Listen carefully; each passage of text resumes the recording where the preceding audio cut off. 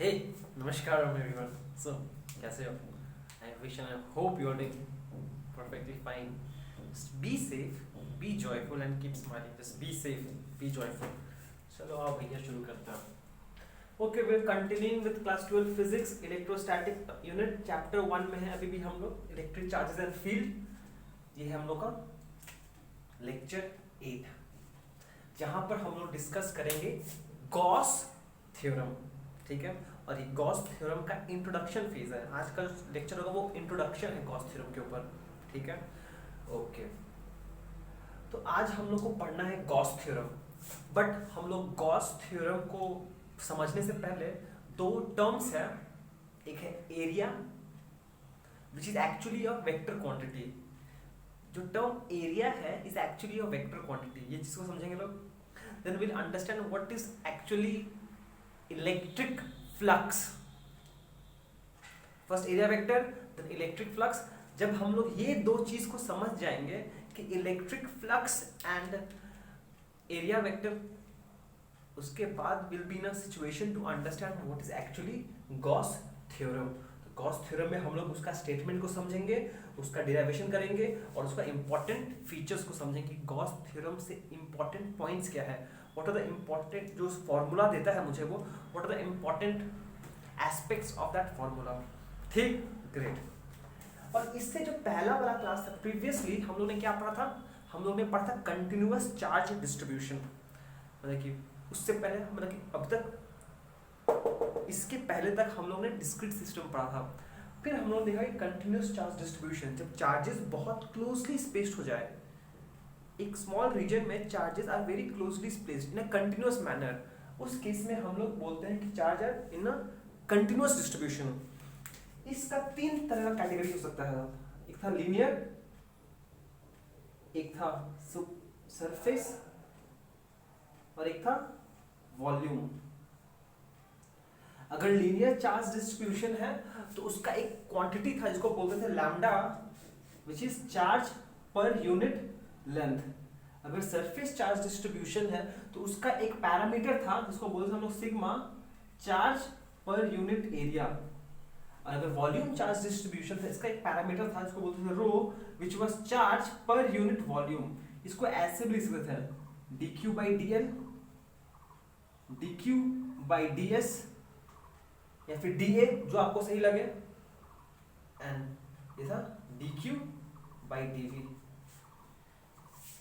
तीन तरह का चार्ज डिस्ट्रीब्यूशन हो सकता है और तीनों के लिए एक पैरामीटर होता है जिसको बोलते हैं linear charge density, surface charge density, volume charge density.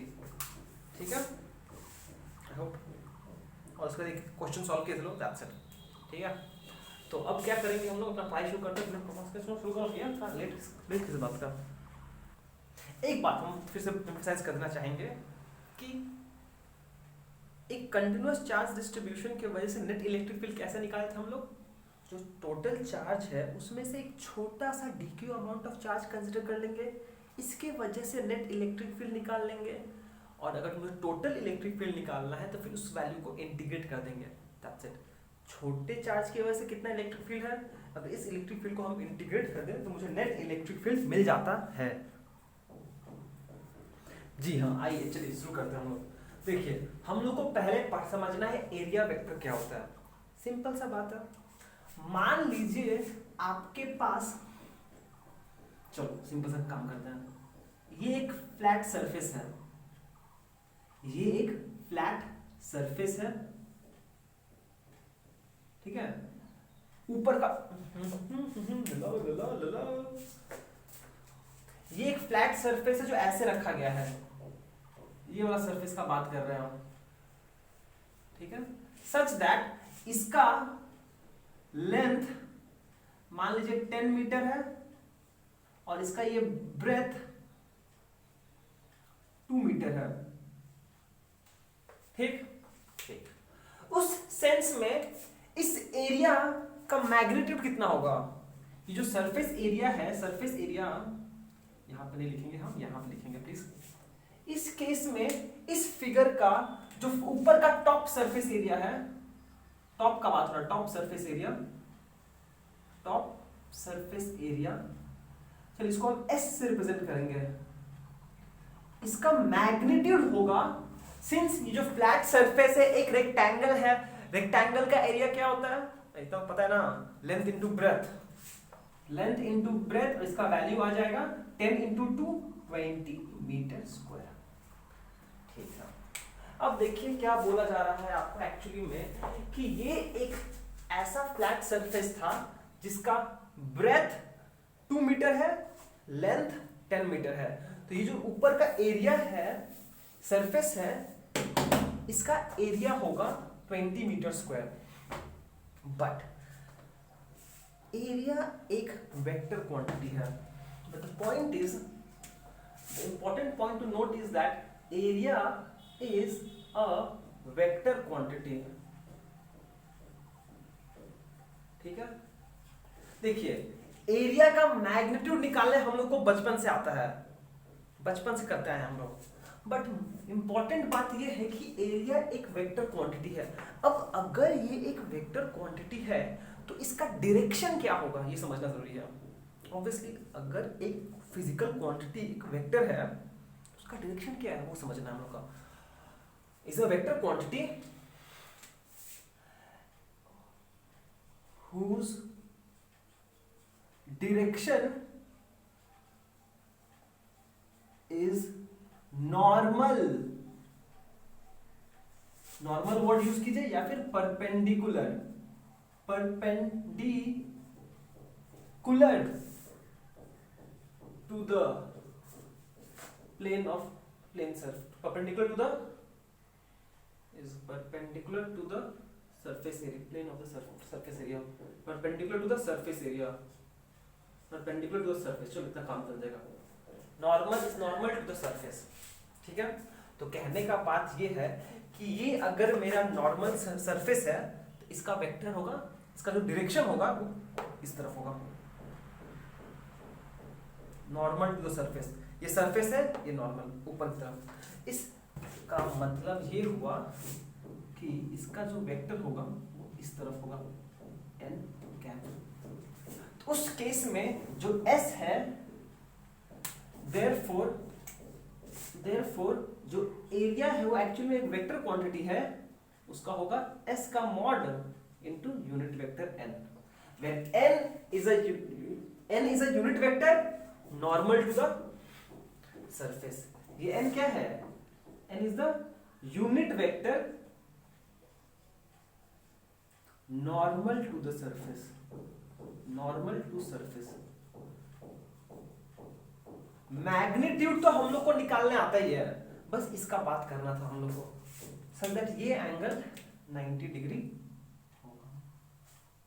ठीक है, क्लियर है ये बात? आई होप क्लियर है। तो यहाँ पे जो s होगा, s वेक्टर होगा, वो हो जाएगा 20 n कैप आंसर। क्लियर है? एक और एग्जांपल लेते हैं हम लोग। चलिए मान लीजिए आप, एक और बात है, अब इतना दूर आए हैं तो एक और चीज समझा ही देते हैं। एरिया एक वेक्टर क्वांटिटी है, इसको समझने की कोशिश करो। कैसे? देखिए अगर हम इस सरफेस को ऐसे रखे हैं तो जो अमाउंट ऑफ लाइट इस पर गिर रहा होगा वो कुछ होगा। अब वही अगर हम इसको ऐसे कर दें, उस केस में the amount of light passing through the area क्या वो सेम रहेगा? कुछ समझ में नहीं आया भैया, पहले इसको क्लियर करते हैं, समझाते हैं आपको हम।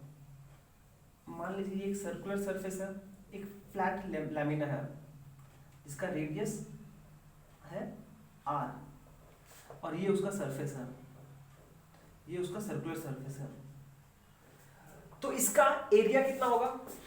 इसका एरिया का मैग्नीट्यूड हो जाएगा पाई r स्क्वायर, और डायरेक्शन क्या होगा? डायरेक्शन होगा नॉर्मल टू द सरफेस, ये होगा इसका n वेक्टर। तो यहां भी इसका एरिया कितना हो जाएगा? एरिया वेक्टर हो जाएगा, एरिया वेक्टर हो जाएगा, मैग्नीट्यूड है pi r square n cap. Clear है? आई होप ये तो क्लियर ही होगा आपको, इसमें कोई झमेला नहीं है। ठीक है, अब अगर एक और बात समझ लो भैया, अगर आपके पास एक कर्व्ड सरफेस है, ये तो हो गया, समझ में आ गया। मान लीजिए आपके पास एक स्फीयर है, इसका ये एक स्फीयर है, स्फीयर SPHERE, ये क्या था, एक सर्कल था, सर्कल था। तो यहां पर अगर हम एक सरफेस कंसीडर करते हैं, small elemental surface,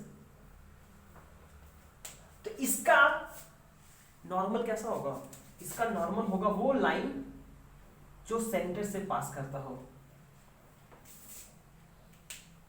normal to a sphere is a line which will be normal to the surface, obviously तो होगा ही, बट वो सेंटर से भी पास करेगा। मैं पता कुछ समझ में नहीं आई बात। एक स्फीयर का जो नॉर्मल होता है at any point on the surface, it has to pass through the centre, कोई पॉसिबिलिटी है ही नहीं। ठीक है, मतलब ये अगर एक स्फीयर है तो नॉर्मल हमेशा सरफेस के ऐसे होगा, जो सेंटर से पास कर रहा होगा। मतलब ये लाइन को अगर हम पीछे बनाएंगे तो वो सेंटर से पास करेगा। यहाँ पर अगर एक नॉर्मल सरफेस है, ये लाइन में भी कौन होगा, जो सेंटर से पास करेगा। ठीक है, चलो, तो बस इतना बताना चाहेंगे कि area is a vector quantity, ठीक है, एंड इसका डायरेक्शन होता है नॉर्मल टू द सरफेस, होता है normal to the surface, normal to the surface, normal to the surface.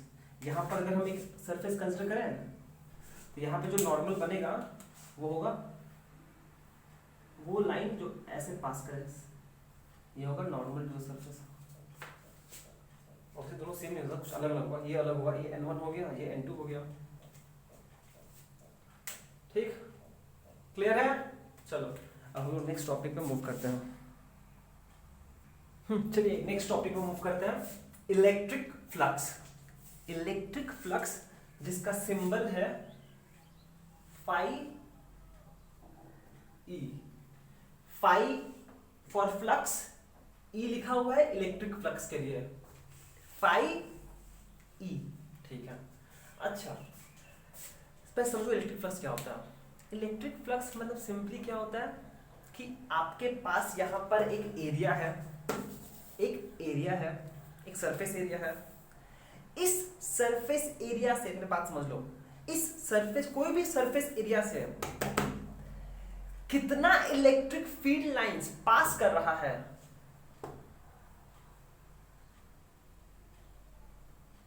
Is called the electric flux linked with that surface.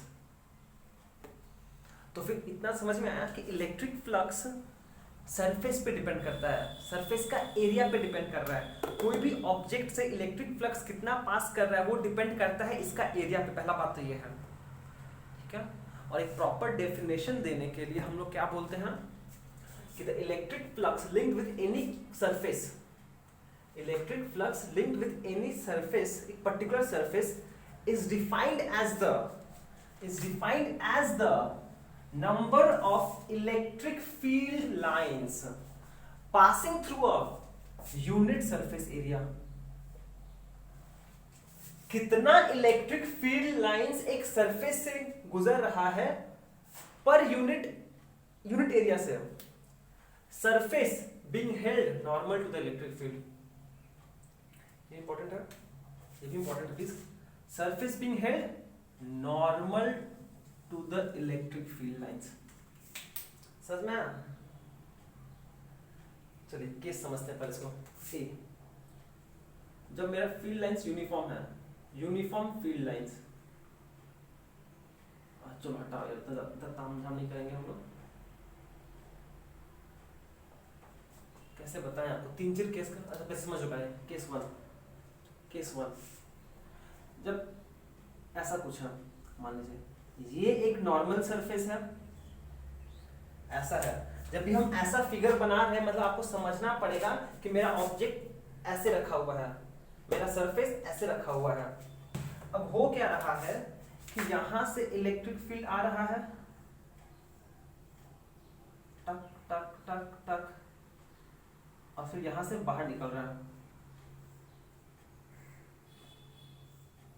ठीक है। अब नोटिस करो यहां पे जो ये इलेक्ट्रिक फील्ड लाइंस है, ये जो इलेक्ट्रिक फील्ड लाइंस है नॉर्मल टू द सरफेस है, नॉर्मल टू द सरफेस है।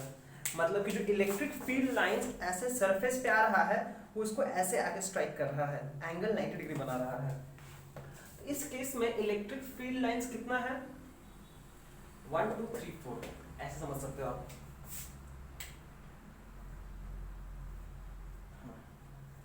ठीक है, तो यहां पर ये अच्छा एक बार बताओ, अगर एरिया ऐसे रखा गया है इसका वेक्टर किस तरफ होगा, एरिया वेक्टर किस तरफ होगा, हम बोल सकते हैं ये होगा एस वेक्टर इस तरफ होगा, एरिया वेक्टर इस तरफ होगा। इसका मतलब यहां पर नोटिस कीजिए आप कि यहां पर electric field is parallel to S vector. अगर पैरेलल है तो दोनों के बीच में एंगल कितना है 0 डिग्री। इतना क्लियर है कि नहीं आप? ये कौन सा केस है, when the electric field lines are incident normally on the surface। लिख ही देते हैं यार, when लिखने में टाइम लगेगा ना, electric field are incident normal to surface, normal to surface. अब प्लीज कंफ्यूज मत कीजिएगा खुद को कि हम यहां पे नॉर्मल लिखे हैं, इसका मतलब ये नहीं कि एंगल 90 डिग्री है। Electric field lines normal to the surface है, electric field line normal to the surface है, ठीक है। और सरफेस का डायरेक्शन क्या होता है, वो भी तो नॉर्मल टू द सरफेस है। Electric field lines are normal to the surface and the area vector is also normal to the surface such that the angle between them is 0 degree। इस case में electric flux phi E क्या होगा, होता है E dot S। E का magnitude into S का magnitude, बस इतना ही, ये होता है इलेक्ट्रिक फ्लक्स, ठीक है। बट जरूरी नहीं है, ये तो एक अच्छा सिचुएशन हो गया जब electric field lines are normal to the surface, पर जरूरी नहीं है कि मेरा इलेक्ट्रिक फील्ड लाइंस हमेशा नॉर्मल होगा। तो यहां पर एक केस भी आ जाता है, when electric field lines are incident obliquely, obliquely मतलब एट सम एंगल। मतलब कहानी कुछ ऐसा रहेगा, ये एक मान लीजिए एक सरफेस हो गया आपका, सिंस ये एक सरफेस है इसका नॉर्मल वेक्टर तो जो एरिया वेक्टर है वो इस तरफ होगा, इसका एरिया वेक्टर तो इस तरफ होगा। इतना क्लियर हम लोग का, ठीक है। अब नोटिस कीजिएगा कि इलेक्ट्रिक फील्ड लाइंस मान लेते हैं ऐसा है, इलेक्ट्रिक फील्ड लाइंस मेरा ऐसा है,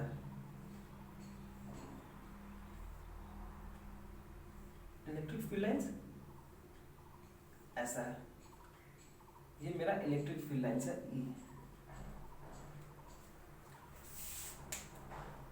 मजेदार बात ये है कि ये इलेक्ट्रिक फील्ड लाइंस, एक ही बना के समझाते हैं आपको, पहले हम फिर गंदगी फैला देंगे फालतू में, रायता फैल जाएगा, कुछ समझ में नहीं आएगा आपको।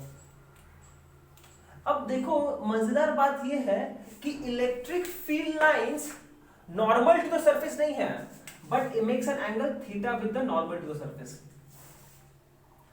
इस केस में ये एंगल थीटा है और ये आपका इलेक्ट्रिक फील्ड है, ठीक है। बट डेफिनेशन में क्या बोला गया है, number of electric field lines which are normal to the surface being held normal to the electric field. आपका जो इलेक्ट्रिक फील्ड है वो नॉर्मल के अलॉन्ग होना पड़ेगा, शांति। आपका जो इलेक्ट्रिक फील्ड है वो नॉर्मल के अलॉन्ग होना पड़ेगा। ये इलेक्ट्रिक फील्ड है और ये मेरा अलॉन्ग द नॉर्मल है, तो ये वाला एंगल 90 डिग्री होगा।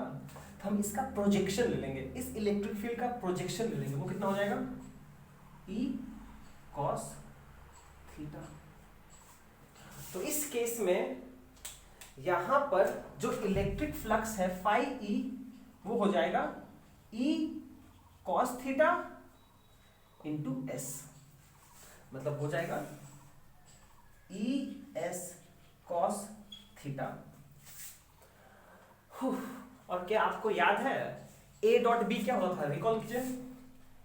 ए डॉट बी का डॉट प्रोडक्ट क्या होता था, A mod B mod cos theta. तो क्या हम लोग यहां पे लिख सकते हैं therefore electric flux phi E is actually E dot S, जहां पर एस कॉस थीटा जहां पे ये होता है which implies phi E is equals to E का मॉड एस का mod cosine of the angle between the two. Theta is the angle between the two, cosine of the angle between the two. ये हो गया आपका पहला, इसको box कर दो, आपको पता होना चाहिए इलेक्ट्रिक फ्लक्स। और आपको याद है dot product is always a scalar quantity, मतलब electric flux is a scalar quantity. Phi E क्या है, एक स्केलर क्वांटिटी है, स्केलर क्वांटिटी है। अच्छा इसका यूनिट क्या होगा, ऐसा यूनिट, इसका ऐसा यूनिट क्या होगा, देखिए इलेक्ट्रिक फील्ड का था न्यूटन पर कूलम, और सरफेस एरिया एस क्या होता है, मीटर स्क्वायर। हम बोल सकते हैं newton per coulomb metre square. Electric field का newton per coulomb, force per unit charge, इसका metre square, newton coulomb per coulomb metre square. ठीक है, आई होप ये चीज क्लियर है आपको कि इलेक्ट्रिक फ्लक्स मतलब क्या होता है, कितना इलेक्ट्रिक फील्ड लाइंस एक सरफेस से पास कर रहा है, प्रोवाइडेड जो सरफेस है normal to the electric field, या फिर जो what is amount of electric field lines passing through the given surface normal to the surface. समझ पढ़ लो, समझ से पढ़ो। और ये पहला डेफिनेशन है हम लोग का इलेक्ट्रिक फ्लक्स का। एक्चुअली क्या होता है ई डॉट डी एस, तो वो होता है ई एस कॉस थीटा। यहाँ पर प्रॉब्लम क्या था, सिचुएशन ऐसा क्या था कि दोनों के बीच में एंगल जीरो है, तो कॉस जीरो कितना होता है 1, तो ये dot simply E dot D S आ रहा है। पर यहाँ पर ई का मॉड एस का mod into cosine of the angle between them. Please देख लीजिए, चलिए देखिए, फाइनली हम लोग के पास क्या आया एक्सप्रेशन कि electric flux linked with the surface of area E is E dot S. यहां पे ये आता है E mod S mod cosine of the angle between these two vectors E and S. And please note कीजिएगा कि अगर theta 0 degree है, इसका मतलब हुआ कॉस 0 कॉस थीटा का वैल्यू हो जाएगा 1, इसका मतलब फाई ई जो है वो हो जाएगा ई मॉड इंटू एस, और ये होगा मेरा फाई ई का मैक्सिमम वैल्यू। ठीक है, that is electric flux is maximum when the angle is when the angle between electric flux and surface is 0 degree. इसको लिखें कि लिख लोगे,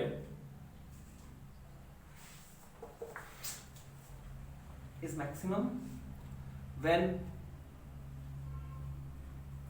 E electric field is normal to the surface, is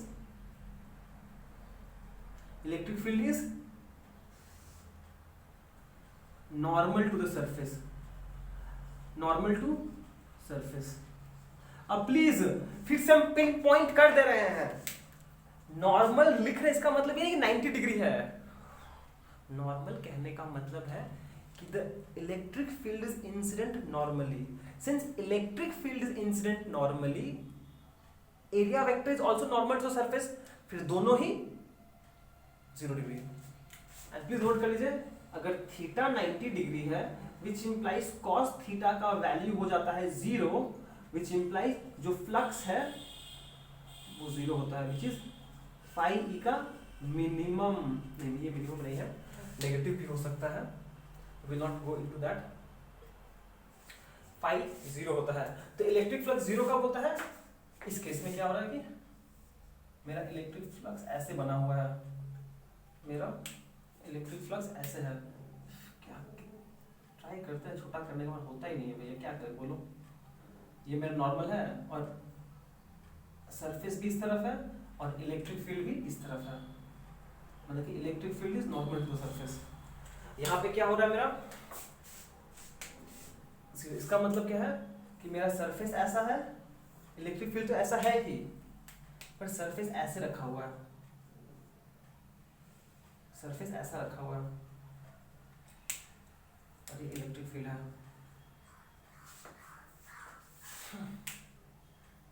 ठीक है, पहला केस में अगर मान लो इलेक्ट्रिक फील्ड लाइंस ऐसे जा रहा है, सरफेस ऐसे रखा गया है, इस केस में इलेक्ट्रिक फ्लक्स मैक्सिमम है। पर वही अगर सरफेस को ऐसे रख दिया जाए तो यहाँ से जो जा रहा है या इस सरफेस से कोई भी तो फील्ड लाइन नहीं गुजर रहा है, जीरो इलेक्ट्रिक फ्लक्स। इतना क्लियर है? आई होप इतना क्लियर है। बेटा इसको हम, ठीक है, अब देखो ये हम लोग ने पढ़ा एक यूनिफॉर्म इलेक्ट्रिक फील्ड है। ये जो केसेस हम लोग ने पढ़ा ये तभी वैलिड है जब इलेक्ट्रिक फील्ड यूनिफॉर्म है एंड सरफेस भी बड़ा है। Now for non uniform electric field electric flux through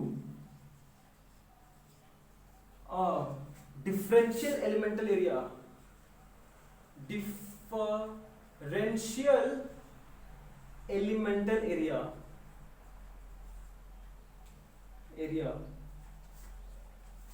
ds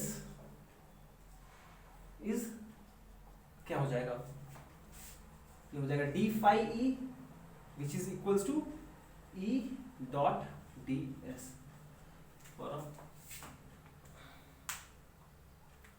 ठीक है, स्मॉल इलेक्ट्रिक फील्ड हो जाएगा, इलेक्ट्रिक फ्लक्स हो जाएगा ये, therefore टोटल इलेक्ट्रिक फ्लक्स क्या हो जाएगा,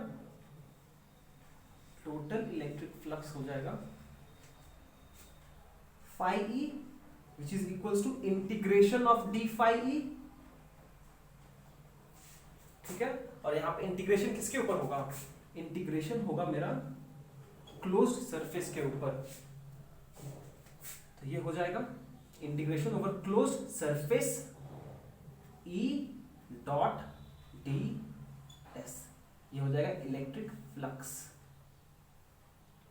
दोनों ही समझना पड़ेगा, पर ये जो इसको बॉक्स कर देना, समझ में आया कुछ? जहां पर प्लीज समझ लीजिए, इसका मतलब है surface integral, surface integral, surface area integral, better लिख रहा, surface area integral of the surface area, surface area integral, area surface area integral, और ये है क्लोज सरफेस एरिया, चलो क्लोज्ड सरफेस एरिया इंटीग्रल। और ये क्या देगा मेरे को, अगर फाई एस ds लिखा हुआ है, इसका मतलब है total area of the closed surface, of the closed surface. Please ध्यान दीजिएगा, ये एक सरफेस इंटीग्रल है, सरफेस इंटीग्रल है, लाइन इंटीग्रल नहीं है, सरफेस इंटीग्रल है। और ये अगर इसका क्या देगा मेरे को, ये total area of the closed surface. तो यहां से एक चीज आपका दिमाग में क्लियर होना चाहिए कि अगर मुझे एक इलेक्ट्रिक फ्लक्स थ्रू निकालना है, total electric flux which is surface integral of electric field into DS, तो मुझे एक सरफेस चूज करना पड़ेगा, एक सरफेस चाहिए होगा। ठीक है, बहुत हाई फाई होने वाला है, सुनो बात ध्यान सुनो। इसका मतलब क्या हुआ कि जब भी मुझे इलेक्ट्रिक फ्लक्स कैलकुलेट करना है तो मुझे ये सरफेस इंटीग्रल करना पड़ेगा, इस एक्सप्रेशन को सॉल्व करना पड़ेगा। अब इस एक्सप्रेशन को सॉल्व करने के लिए मुझे सरफेस इंटीग्रल करना पड़ेगा। अब सरफेस इंटीग्रल करना है तो मुझे एक सरफेस चूज करना पड़ेगा ताकि मेरा ये इंटीग्रल इजीली सॉल्व हो जाए। और इस टाइप का सरफेस को बोलते हैं गॉसियन सरफेस। पढ़ेंगे लोग बाद में, अभी बस समझ लो। फिर से बोल रहे हैं, समझ लो। अगर मुझे इलेक्ट्रिक फ्लक्स कैलकुलेट करना है तो मुझे ये एक्सप्रेशन सॉल्व करना पड़ेगा। ये इस एक्सप्रेशन में इंटीग्रेशन है। इंटीग्रेशन किसका है? सरफेस इंटीग्रल का है। तो सरफेस इंटीग्रल करने के मुझे तो पहले एक सरफेस चूज करना पड़ेगा ना। कोई भी रैंडम सरफेस चूज करने से नहीं होगा, एक अप्रोप्रिएट सरफेस चूज करना पड़ेगा ताकि ये इंटीग्रल को हम इजीली सॉल्व कर सकें। इस टाइप का सरफेस को कहा गया है गॉसियन सरफेस, जो अभी हम डिस्कस करेंगे बाद में। आई होप इतना क्लियर है। और फिर से हम यहाँ एम्फसाइज कर दें, फिर से हम एक बार बता दें फिर से कि देखो इलेक्ट्रिक फील्ड का 2 यूनिट है, एक है न्यूटन पर कूलम, एक है वोल्ट पर मीटर। तो फ्लक्स का क्या यूनिट हो जाएगा? अगर हम ये वाला लेते हैं तो हो जाएगा Newton per coulomb metre square, और अगर ये वाला लेते हैं तो फ्लक्स का हो जाएगा न्यूटन पर मीटर इंटू मीटर स्क्वायर, मतलब वोल्ट पर वोल्ट मीटर। देखिए आई होप इतना क्लियर है। चलो अब आगे बढ़ते हैं, नहीं तो और टाइम लग जाएगा। चलिए अब हम लोग एक ऐसा स्टेट में है जहां पे हम लोग गॉस थ्योरम को एक्सप्लेन कर सकें और समझ सकें। इलेक्ट्रिक फील्ड के बारे में तो बचपन से पढ़ते आए हैं लोग। एरिया के बारे में समझ गए कि area is also vector quantity normal to the surface. Electric flux समझ गए। इलेक्ट्रिक फ्लक्स क्या होता है? Amount of electric field passing through a given surface, या फिर ई डॉट एस, या फिर अगर छोटा सा सरफेस है ई डॉट डी एस, तो पूरा इंटीग्रेशन ओवर ई डॉट डी एस, जहाँ पे सरफेस इंटीग्रल है। बहुत हो गया, चलो बकवास करते हैं। अब गॉस थ्योरम ये बोलता है, बहुत इजी है, बहुत मजेदार चीज है, कि अगर आपके पास एक क्लोज्ड सरफेस है, कैसा है? एक क्लोज्ड सरफेस है। बात समझिए पहले, अगर आपके पास एक क्लोज्ड सरफेस है और इसके अंदर चार्ज Q रखा गया है, total charge with in the close surface QEN है। अब देखिए हम क्या लिख रहे हैं, QEN, मतलब इसका मतलब मेरा है charge enclosed, enclosed within the EN, जो सबस्क्रिप्ट है इसका मतलब enclosed within the surface. तो उस केस में जो electric flux link with the surface है, the electric flux link with this close surface है, वो होता है the electric flux phi E linked with the surface, वो होता है Q enclosed by epsilon naught in vacuum। In vacuum अगर कोई और मीडियम होगा तो यहां पर उस मीडियम का डाइलेक्ट्रिक कांस्टेंट आ जाएगा K। समझ में आया? इन वैक्यूम होता है ये, इन वैक्यूम, अरे यार कितना समझाएंगे, इन वैक्यूम सिर्फ ये होगा। तो लिख ही देते हैं यहाँ पर, इसको बॉक्स कर देते हैं, ये हो गया इन वैक्यूम, इन वैक्यूम, ठीक है। और यहाँ पे कौन लिख देते हैं? Phi E is equals to Q enclosed by K times epsilon naught, जहां पर ये है एक मीडियम का, फॉर अ मीडियम इतना कुछ बताना पड़ेगा, of dielectric constant K, dielectric constant K, ठीक है। यही है गॉस थ्योरम। क्या बोलता है? It states that the total electric flux phi E through any closed surface enclosing the charge Qn is equal to 1 by epsilon naught times the total charge enclosed by the surface, 1 by epsilon naught times the total charge enclosed by the surface। In vacuum के लिए epsilon naught, अगर कोई medium है जहां पर dielectric constant K है, K हो जाएगा ये। और आपको याद होना चाहिए कि epsilon naught का वैल्यू होता है 8.854 into 10 to the power minus 12। Unit क्या होगा? ये होना जाएगा पर न्यूटन पर मीटर स्क्वायर कूलम स्क्वायर, ठीक। ये था आपका। और अगर हम चाहे तो ये भी लिख सकते हैं, तो हमें पास स्टेप क्या रहेगा? पहले इलेक्ट्रिक फ्लक्स ये हो गया। अब नोटिस कीजिए, अब मेरा बात ध्यान से सुनिएगा प्लीज, अब मेरा बात ध्यान से सुनिएगा प्लीज। अब यहाँ पे प्लीज समझने का चीज आ गया है बहुत, एक सेकेंड ना, इलेक्ट्रिक फ्लक्स बाय ई है। देखिए ये है गॉस थ्योरम, ये है, चलो लिख ही देता है, from definition of electric flux, मेरे पास क्या है, फाई ई का वैल्यू है सरफेस, नेक्स्ट पेज लिखेंगे, नेक्स्ट पेज में मूव करते हैं। देखो इस समझ में आएंगे, ये सिंपल सा गॉस थ्योरम, से कुछ हाई फाई चीज नहीं है, ठीक है, कि total electric flux linked with the Gaussian surface is Q not by epsilon time, close surface, फर्क नहीं पड़ता कैसा क्लोज सरफेस हो, कोई भी शेप का हो, कोई फर्क नहीं पड़ता है, कोई फर्क नहीं पड़ता है, बस क्लोज होना चाहिए, कर्व्ड सरफेस हो या फ्लैट सरफेस हो, सर्कल हो, कोई फर्क नहीं पड़ता उससे। चलो चलिए देखिए नेक्स्ट समझिए, अब प्लीज मेरा बात थोड़ा ध्यान से समझिएगा क्या बोल रहे हैं हम लोग अभी देखे हैं बाय डेफिनेशन ऑफ इलेक्ट्रिक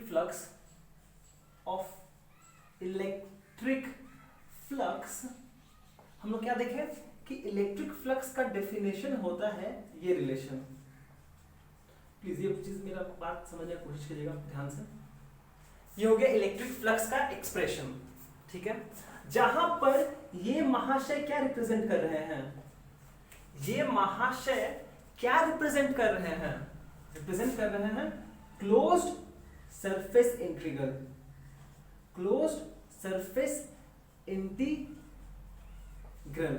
सही है, और जहां पे अगर मेरा देखा जाए तो ये क्या रिप्रेजेंट करेगा, ds का मैग्नीट्यूड क्या रिप्रेजेंट करेगा, total surface area of the closed surface, total surface area of the closed surface, जी हाँ, total surface area of the closed surface. अब एक चीज दिमाग में घंटी बजाओ अपना, कि अगर आपको एक सरफेस इंटीग्रल इवैल्यूएट करना है, मुझे तो इसको सॉल्व करने के लिए इसको इवैल्यूएट करना पड़ेगा, अगर मुझे इस इलेक्ट्रिक फ्लक्स को इवैल्यूएट करना है तो मुझे एक सरफेस इंटीग्रल चूज करना पड़ेगा, सॉरी एक सरफेस चूज करना पड़ेगा जिसके ऊपर हम इंटीग्रेट करेंगे। Now the surface so chosen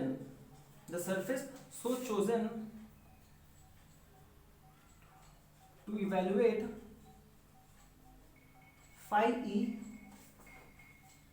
is called the Gaussian surface। पर एक चीज हम फिर से पॉइंट आउट कर दें कि आप कोई भी गॉसियन सरफेस नहीं चूज कर सकते हो, कोई भी सरफेस को गॉसियन नहीं बोल सकते हम लोग, कोई भी सरफेस को गॉसियन नहीं कह सकते हैं। अब उसका हम आपको डेफिनेशन दिखा रहे हैं, क्या है, Gaussian surface is a closed surface around any charge distribution,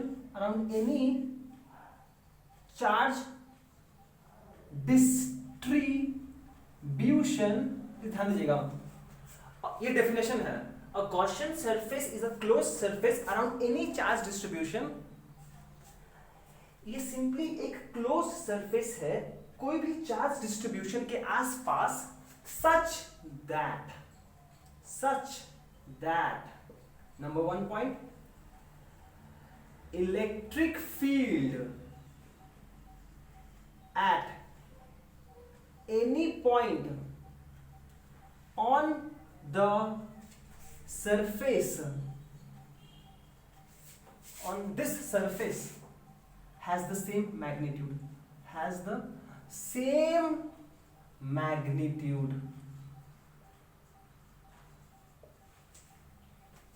electric field at any point on this surface has the same magnitude, ठीक ठीक है।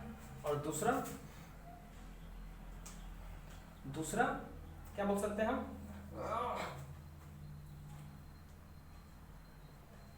Electric field is directed normal to the surface, normal to this surface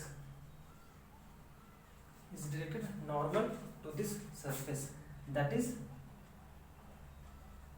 angle, एक second हाँ, that is angle between E vector and S vector is 0 degree.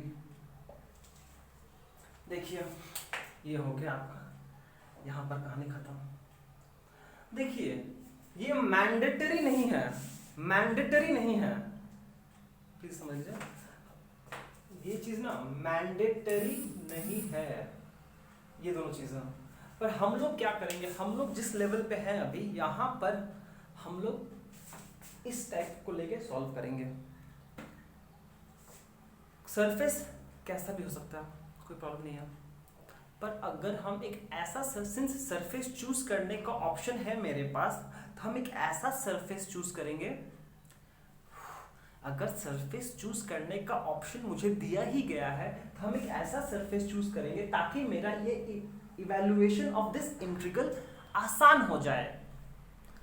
और ऐसा surface को बोला गया गॉसियन सरफेस, ये दोनों कंडीशन सेम होगा। उस सरफेस पे इलेक्ट्रिक फील्ड का मैग्नीट्यूड बराबर होगा एंड इलेक्ट्रिक फील्ड उस सरफेस से नॉर्मल होगा, ताकि ये एंगल 0 हो जाए। ठीक है, ये हो गया आपका गॉसियन सरफेस का मतलब। बहुत समय हो गया, फिर से मेरा कुछ बचा ही नहीं। अब देखो यहाँ से चले हम बस, चलो इतना ठीक है यार, और कुछ बताना था, समझाने में टाइम भी दिया। ठीक है, आज को इतना ही रखते हैं हम। ठीक है, बहुत कम पढ़ा है, कुछ पढ़ा ही नहीं है, बस बक बक करने में टाइम ज़्यादा चला गया। ठीक है, कोई बात नहीं है, आज कहीं पर रखते हैं लोग। नेक्स्ट क्लास में हम लोग इसका डिराइवेशन और बाकी चीज़ कवर करेंगे। अब सोच के करना पड़ता है। ठीक है, चलो ठीक है, thank you so much for watching, have a great day ahead.